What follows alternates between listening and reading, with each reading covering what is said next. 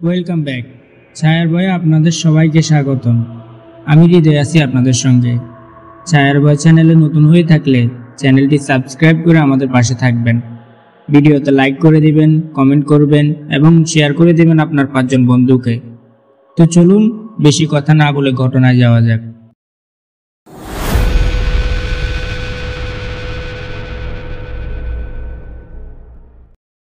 ঘটনাটি যেভাবে বলা আছে আমি সেভাবেই বলার চেষ্টা করছি।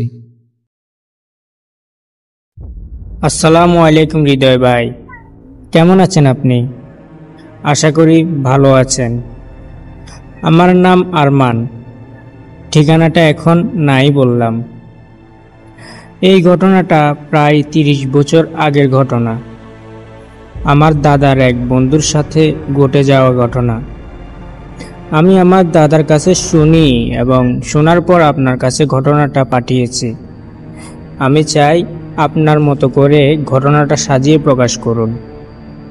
আমি আর বেশি কথা না বলে আপনার চ্যানেলের দীর্ঘ শুভকামনা করে সরাসরি ঘটনা শুরু করছি।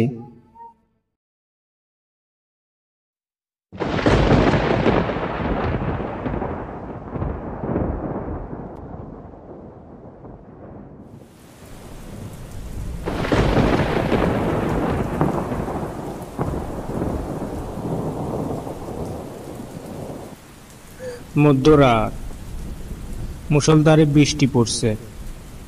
টিপ টিপ আওয়াজ ক্রমশ বৃষ্টির তীব্রতায় মিশে এক বোয়াল গর্জন তৈরি করছে। বিজলির চমক ক্ষণে ক্ষণে অন্ধকার চিরে দিচ্ছে, আর তারপরই সব কিছু আবার গাঢ় অন্ধকারে ডুবে যাচ্ছে। এমনই এক রাতে পুরনো ঢাকার খাসারি বাজারে এক দোতলা বাড়ির ছাদে বসে আছে রিয়াজ।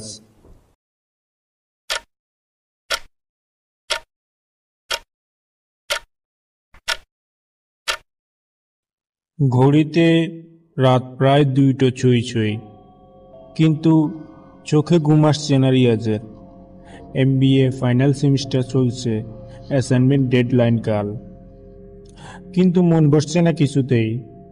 প্রতিটি শব্দ যেন চোখের সামনে গোলাটে হয়ে গেছে। মস্তিষ্কের নিউরনগুলোও যেন বিদ্রোহ ঘোষণা করেছে। কয়েক মাস আগে তার ছোট বোন রীতার বিয়ে ঠিক হয়েছে, তাই বিয়ের প্রস্তুতি চলছে পুরোদমে। বাড়িতে দিনরাত লোকজনের আনাগোনা, হাসি ঠাট্টা আর হইচই। রিয়াজের পড়ার টেবিলেও গল্পের বই আর শাড়ির ক্যাটালগ একসাথে ভরা। এসব কোলাহলের মাঝে পড়াশোনা করা প্রায় অসম্ভব। লাইব্রেরিতেও শান্তি নেই। বন্ধু শফিক আর তার গ্যাং সারাদিন মেয়ে নিয়ে মশকরা করে। নিজেরা তো পড়েই না, উল্টো রিয়াজকেও পড়তে দেয় না। রিয়াজ তার বাবার কাছে সমস্যার কথা খুলে বলে। বাবা অবসরপ্রাপ্ত স্কুল শিক্ষক। তিনি দীর্ঘশ্বাস ফেললেন এবং তারপর তার এক বন্ধু গ্রামের পীর সাহেব ইদ্রিস চাচার কাছে সমস্যার কথা বললেন। ইদ্রিস চাচা তাদের পৈতৃক সম্পত্তির দলিল গাঁটতে গাঁটতে একটা অদ্ভুত সমাধান দিলেন। তাদের বংশের এক পূর্বপুরুষের একটা বাড়ি আছে ঢাকার উপকণ্ঠের আমিন বাজারে। বাড়িটা নাকি বহু বছর ধরে বন্ধ পড়ে আছে, জনবসতি থেকে দূরে নির্জন এক জায়গায়। রিয়াজ সেখানে গিয়ে পড়তে পারে। শাখারি বাজারের বাড়ি থেকে আমিন বাজারের বাড়িটা বেশ দূরে, রিকশায় প্রায় ঘন্টা খানেকের পথ। কোলাহল থেকে অনেকটাই বিচ্ছিন্ন। চারপাশে শুধু বিশাল বিশাল তাল গাছ আর দুধু ধান ক্ষেত। ইদ্রিস চাচা বরাবর সতর্ক করে দিয়েছিলেন, বাবা রিয়াজ, ওই বাড়িতে যতক্ষণ খুশি থাকো, কিন্তু অন্ধকার নামার আগেই ফিরে এসো। সামান্য কাজ বাকি থাকলেও চলে আসবে। ওই বাড়িতে সূর্য ডোবার পর থাকা ঠিক নয়। চাচা স্পষ্ট করে কিছু বলেনি, কিন্তু তার কণ্ঠে এক অদ্ভুত শঙ্কা ছিল। প্রথম কয়দিন রিয়াজের বেশ ভালোই কাটছিল। নির্জন বাড়িটা ছিল পড়াশোনার জন্য ঠিকঠাক, কোনো কোলাহল নেই, কোনো ঝামেলা নেই। পড়াশোনায় মনোযোগ দিতে পারত মন খুলে।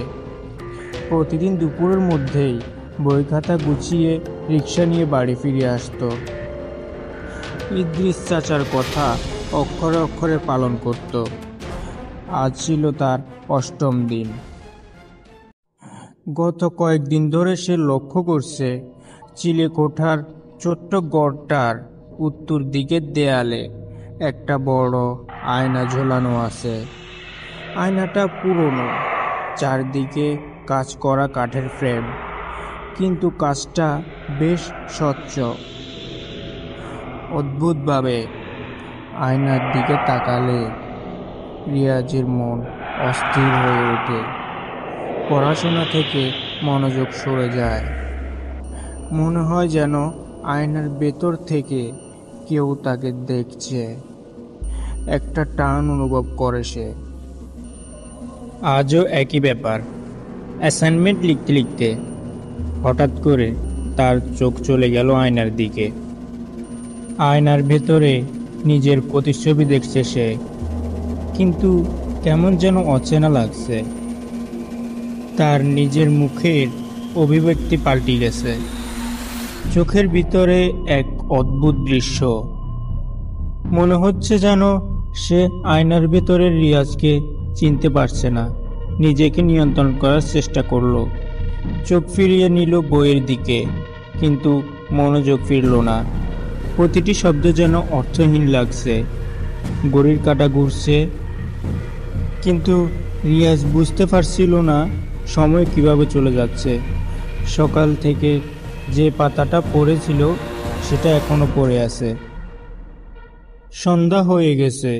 মনে হচ্ছে যেন কয়েক মিনিট আগে সে পড়তে বসেছে, অথচ ঘড়ির কাঁটায় প্রায় ৮ ঘন্টা পার করে দিয়েছে। বাকি সময়টা কি সে শুধু আয়নার দিকেই তাকিয়েছিল? রিয়াজের মনে এক অস্থিরতা ভর করে। একটা অজানা ভয় তার ভেতরে ডানা বাঁধতে শুরু করলো। শরীর ঘামতে শুরু করেছে, শ্বাস প্রশ্বাস ভারী হয়ে আসছে। মনে হলো যেন চিলেকোঠার ঠান্ডা বাতাসও তার শরীরে কাঁটা দিচ্ছে। ইদ্রিস চাচার কথা মনে পড়ল তখন। অন্ধকার নামার আগেই ফিরে এসো। কিন্তু কেন?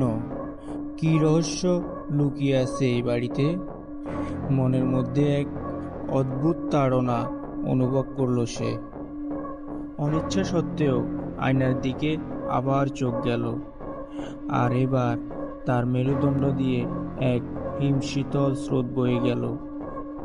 আয়নার ভেতরে তার প্রতিচ্ছবিতে এক নারী মূর্তি স্পষ্ট হয়ে উঠেছে। তার চুল খোলা, চোখ দুটো গভীর শূন্যতায় ভরা, আর এক অদ্ভুত হাসি তার ঠোঁটে লেগেই আছে।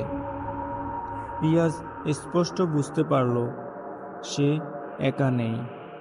এই বাড়িতে আরও কেউ আছে যে তাকে দেখছে। সে চায় না সে এখানে থাকুক। তার শ্বাস আটকে আসতে চাইল। এই ভয়ঙ্কর দৃশ্য দেখে তার শরীর অসাড় হয়ে গেল।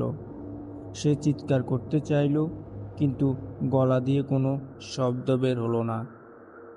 মনে হলো যেন তার শরীর তার কথা শুনছে না।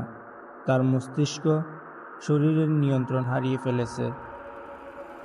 আয়নার ভেতরে সে নারী মূর্তি ধীরে ধীরে স্পষ্ট হচ্ছে। তার মুখের রেখাগুলো ক্রমশ উজ্জ্বল হয়ে উঠেছে। তার চোখ থেকে যেন এক শীতল আভা প্রকাশ পাচ্ছে। রিয়াজ অনুভব করল তার কানের কাছে কেউ যেন ফিসফিস করে কিছু বলছে, কিন্তু শব্দগুলো স্পষ্ট নয়, শুধু একটা অস্ফুট গুঞ্জন। তার মনে হলো যেন সেই নারী মূর্তি আয়না থেকে বেরিয়ে আসছে। রিয়াজ তার সমস্ত শক্তি দিয়ে চিৎকার করে উঠল। সে চেয়ার থেকে লাফিয়ে উঠল, কিন্তু তার পা টলমল করছে। তার হাত পা অবশ হয়ে আসছিল। এক তীব্র ভয় তাকে গ্রাস করলো। সে জানে এই বাড়িতে থাকা এখন এক মুহূর্ত নিরাপদ নয়। সে দ্রুত বই খাতা গুছিয়ে নিল, কিন্তু তার হাত কাঁপছিল। বাইরে তখন অন্ধকার ঘনিয়ে এসেছিল। ঝিঁঝি পোকার একঘেয়ে ডাক যেন এক ভয়ঙ্কর সঙ্গীতের মতো বাজছে। রিয়াজ আর এক মুহূর্ত দেরি না করে সিঁড়ি দিয়ে নামতে শুরু করলো। প্রতিটা সিঁড়ি যেন তার কাছে দীর্ঘ থেকে দীর্ঘতম মনে হচ্ছিল। মনে হলো যেন কেউ তার পিছু নিচ্ছে। নিচে নেমেই দরজার দিকে ছুটল সে, আর দরজা খুলতে গিয়েই দেখলো সেটি ভিতর থেকে বন্ধ। কিভাবে? সে তো বাইরে থেকে তালা দিয়ে আসেনি। রিয়াজ আতঙ্কিত হয়ে ধাক্কা দিতে শুরু করলো, কিন্তু দরজা খুলল না।